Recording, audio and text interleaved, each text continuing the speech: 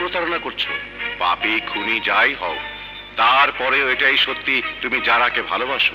না না না, ভালোবাসতে চাইলেও আমি যারাকে ভালোবাসতে পারি না। মানুষ যা চায় সেটাই তার স্বপ্নে আর কল্পনায় ভেসে ওঠে। যারাকে তুমি চাও, যারাকে তুমি চাও, যারাকে তুমি চাও।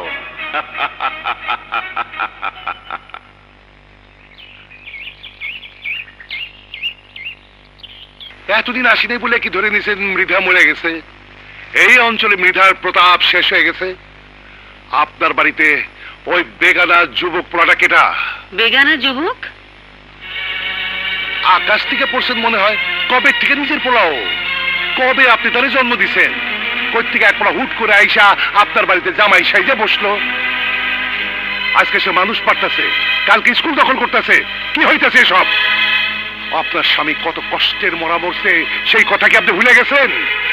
আপনি কি চান আপনার পরিবারে এমন কেউ জায়গা দেন যে আপনার পরিবারের জন্য আর এক সর্বনাশের কারণ হয়ে যেতে পারে? আপনি ভুল বলছেন মৃধা সাহেব। যে ছেলেটি আমার বাড়িতে এসেছে সেই ছেলেটি আমার আলীর বন্ধু। বন্ধু নাকি অন্য কিছু?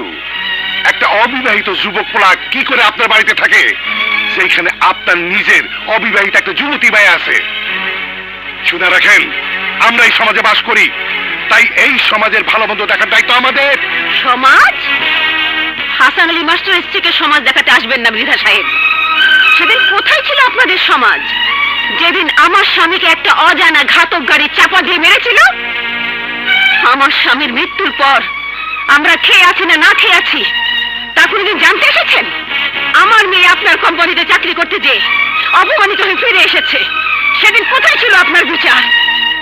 আমার মেয়ের উপর কারা গুন্ডা লেলিয়ে দিয়েছিল, সেদিন কোথায় ছিলেন আপনি মৃধা সাহেব? আমার স্বামীর এত স্বাধীর গড়া স্কুল যখন গুন্ডারা আবার দখল করতে যাচ্ছিল, তখন একটি ছেলে এসে দাঁড়িয়েছিল সেই স্কুল রক্ষা করার জন্য। সেখানে কোথায় আপনারা তাকে বাহবা দেবেন? কিন্তু না, তার বদলে আপনার প্রশ্ন তুলছেন। মা, আর বলবেন না। আমি জানি আমার জন্য আজকে আপনাদের এত কথা শুনতে হচ্ছে। আপনাদের সংসারে দুঃখের অভাব নেই মা, তাই আমি আপনার কাছে জোর হাতে অনুরোধ করছি, আমার জন্য আর দুঃখ বাড়াবেন না। মা, আমার ছেলে আমি জীবনে কোনোদিন আমার মায়ের আদর পাইনি। আমি আপনাদের কথা দিচ্ছি মা, যতদিন না আমাকে মুক্তি দেবেন ততদিন আমার দায়িত্ব ছেড়ে আমি কোথাও যাব না। যান মৃধা সাহেব, আপনি আপনার সমাজে গিয়ে এই পরিবারকে যা ইচ্ছে তাই করতে পারেন, কিন্তু মনে রাখবেন এই অভাগী মায়ের পাশে তার এই সন্তান অবশ্যই থাকবে।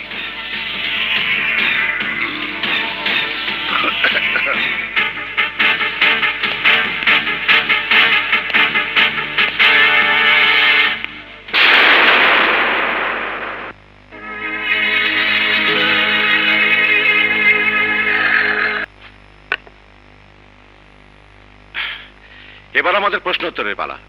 তোমাদের মধ্যে কারো মনে কোনো প্রশ্ন থাকলে জিজ্ঞেস করো, আমি উত্তর দেব। বলো শাকিল, তোমার প্রশ্ন করো। স্যার, যদি কোনো মানুষ অপরাধ করে পরে তার নিজেই ভুল বুঝতে পারে এবং ভালো হতে চায়, তাহলে কি তাকে অপরাধী বলা হবে? আজ তো ক্লাস শেষ, তোমার এই প্রশ্নের উত্তর আমি অন্যদিন দেব।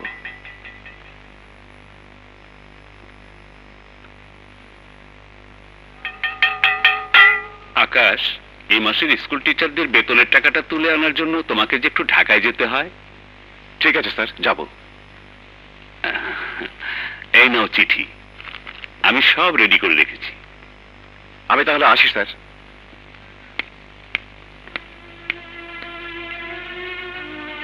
আকাশের মতো একটা সোনার টুকরা ছেলেকে আমরা এই স্কুলের টিচার হিসেবে পেয়েছি। আজ যদি হাসার বেঁচে থাকতেন তাহলে তিনি যে কত খুশি হতেন। এমন একজন আদর্শবান টিচারের সন্ধানে তিনি সারাটি জীবন করেছেন, যে তার অনুপস্থিতিতে তার এই সাধে করা স্কুলের হাল ধরতে পারে।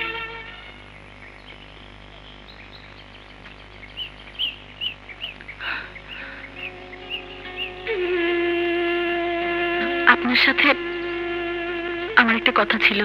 কি কথা? মানে বলছিলাম কবে ফিরবেন? আহা, কতবার আর বলবো, দুদিনের জন্য শহরে যাচ্ছি, মঙ্গলবারই ফিরে আসবো। এখন জানতে পারি এই একই কথা জানার জন্য কেন আমাকে পিছু ডাকলে?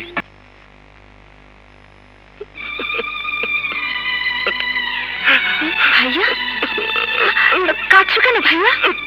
কি হয়েছে তোমার? বলো, আমাকে খুলে বলো ভাইয়া।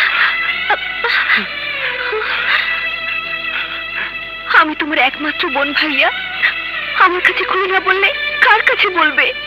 এই দুনিয়ায় আমার পাপের কি কোনো ক্ষমা আছে?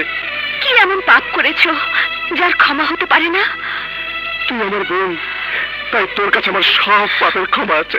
ভাইয়া, আমি তোর ভাই, একটা পাষণ্ড, একটা নিরীহ নিরপরাধ মানুষকে আমি গাড়ি চাপা দিয়ে খুন করেছি।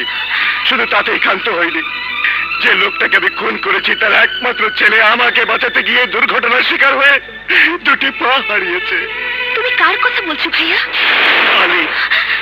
তুমি একই বলছো ভাইয়া? হ্যাঁ হ্যাঁ, আমি ঠিকই বলছি। আমি এতই জঘন্য আর পাপী যে যাদের সংসারে সবচেয়ে বড় সর্বনাশ করেছি, যাদের জীবনে আমি সবচেয়ে বড় দুঃখ দিয়েছি, তারাই আজ আমাকে সবচেয়ে বেশি সুখ দিয়েছে। তারাই আজ আমাকে মায়ের বাঁধনে বেঁধে ফেলেছে।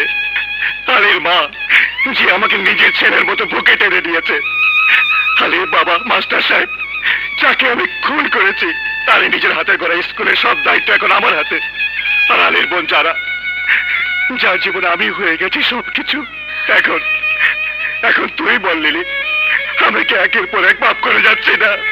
আমি বেশি কিছু জানি না, তবে এতটুকু শুনেছি, পাপ বা অপরাধ করার পর সেই পাপী বা অপরাধীর মনে যদি অনুশোচনা আসে, তাহলে তাকে পাপী বা অপরাধী বলা যায় না। অনেকদিন বিপথে চলার পর তুমি আবার পথে ফিরে এসেছো। বাবা, তোমার হৃদয় মন কর্তব্য যেদিকে তোমাকে ডাকে তুমি সেদিকে ফিরে যাও, আর পেছে ফিরে তাকিও না। খালা। কি বললে? আকাশকে মা বুকে টেনে নিয়েছে? আকাশ বাবার স্কুলের দায়িত্ব নিয়েছে? হ্যাঁ জনাব, পানি আরো অনেক দূর গড়িয়ে গেছে। শুধু কি তাই, তোমার বোন জারার সঙ্গে ভাইয়ার বুঝছে, বলতে লজ্জা লাগছে, বুঝে নাও। বুঝেছি, যেমন তুমি আর আমি, তেমনি যারা আর আকাশ। প্লিজ আকাশকে একটু ফোনটা দাও না। দিচ্ছি। ভাইয়া, সিঙ্গাপুর থেকে আলী। হ্যালো আলী, তুমি এখন কেমন আছো? আমি জানি তুমি এখন সুস্থ এবং যে কোনো দিন ফিরে আসছো। আমি আজই স্কুলের টাকা তুলে গ্রামে ফিরে যাচ্ছি। তোমাকে কিচ্ছু ভাবতে হবে না, মা ভালো আছে, যারাও ভালো আছে। আমার ব্যাপারে তুমি কোনো চিন্তা করো না। তুমি চিন্তা করো না, আমি সব ম্যানেজ করে নিয়েছি। বন্ধু, বন্ধু কি হয়েছে তোমার? তুমি কাঁদছো কেন? আকাশ, আকাশ। প্লিজ আলী, তুমি কাঁদছো কেন? দুঃখী ছেলে আমি, একসাথে এতগুলো খুশির খবর পেয়েছি, আজ আমি কাঁদবো না? আমাকে কাঁদতে দাও বন্ধু, আমাকে কাঁদতে দাও।